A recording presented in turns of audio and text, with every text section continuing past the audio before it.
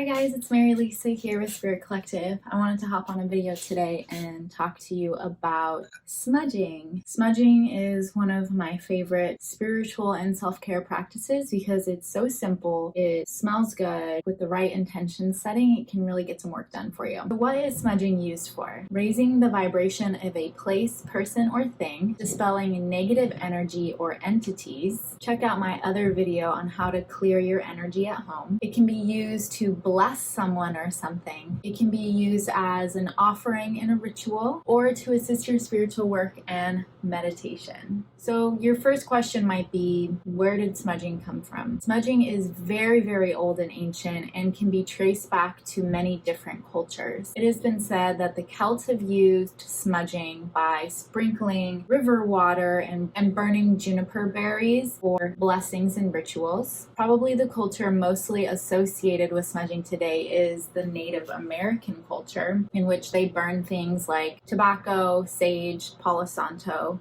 a lot of the herbs that we've heard of today. They used smudging mainly as a spiritual practice.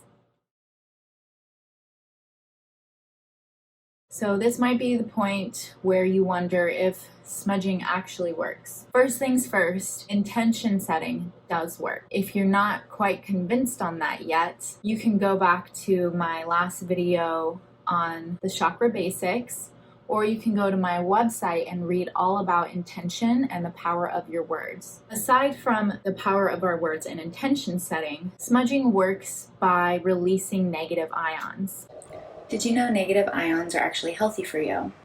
Negative ions are released by natural things such as the ocean, a waterfall, essential oils, trees. All of this matters for you because a Columbia University has now found that it can be as effective as taking an antidepressant. When you burn a sacred herb or any herb with essential oil in it, what you're actually doing is asking the plant to release its essential oil into the air. When the essential oil is released into the air in the form of negative ions, which actually has a positive effect for us, these negative ions attach to positive ions and remove them from the air. Positive ions are small molecules that have gained a positive charge. Things with positive charges tend to be toxic for us. Pollen, pet dander, pollution, mold, harmful chemicals. So when a negative ion is released into the air, bond with those positive ions, creating a negative charge, therefore removing the toxicity. So bringing it together, lighting this beautiful herb on fire can remove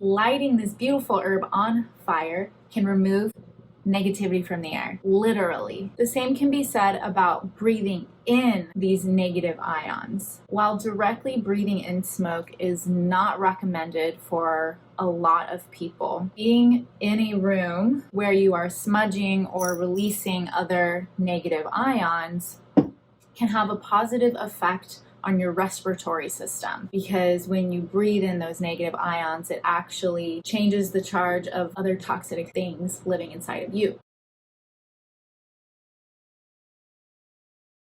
So when should you be smudging?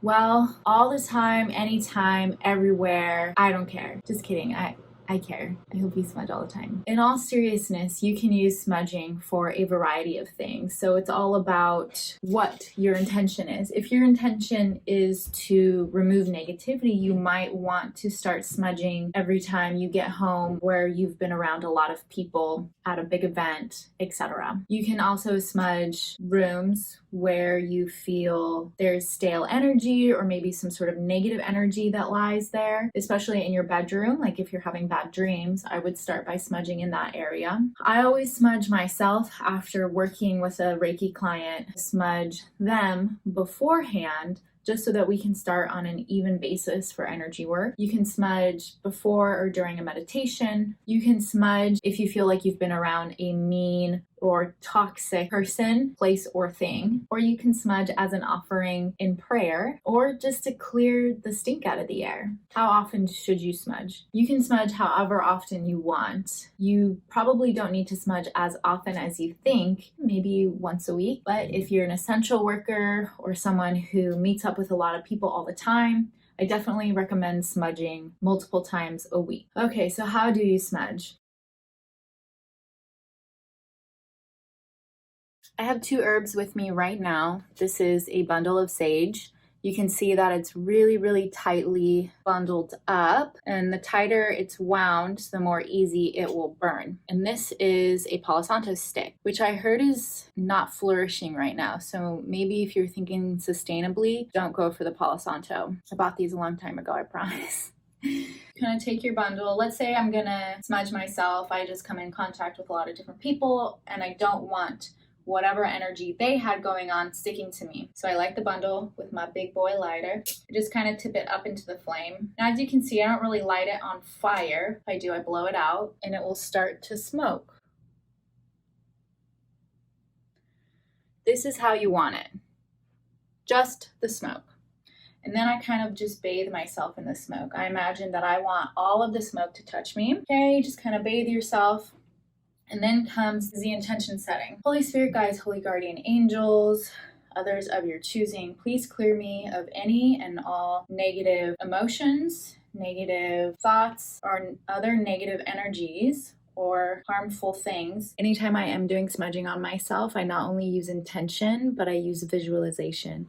So I visualize that while I'm setting forth the intention or the prayer, that I imagine the smoke is absorbing any negativity that I wish to be gone. So don't forget to use that important piece in your smudging as well.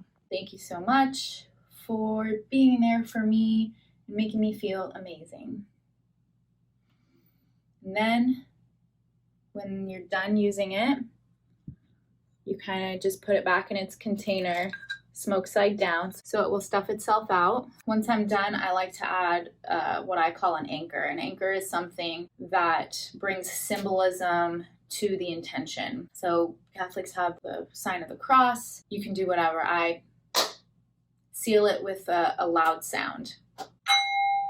Thanks very much. Good job, you guys smudged. You can do the same thing with essential oil sprays. Just spray it around yourself. Cinnamon and citrus. You can also smudge a room, like I said, or an object. Like let's say you go to the pawn shop and get a diamond ring. I would definitely clear the old energy off of it before putting it on your finger. There are many different herbs that you can use to smudge because what you're essentially doing is releasing the essential oil from it.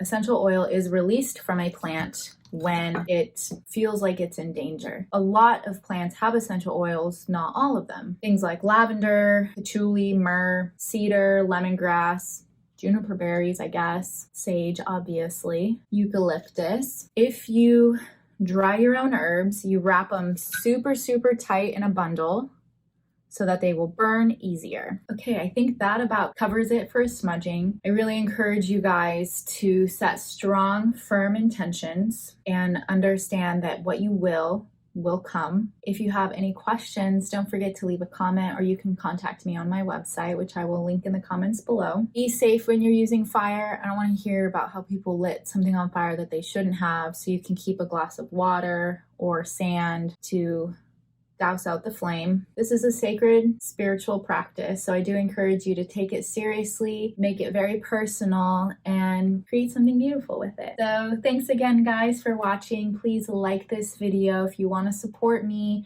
or share it.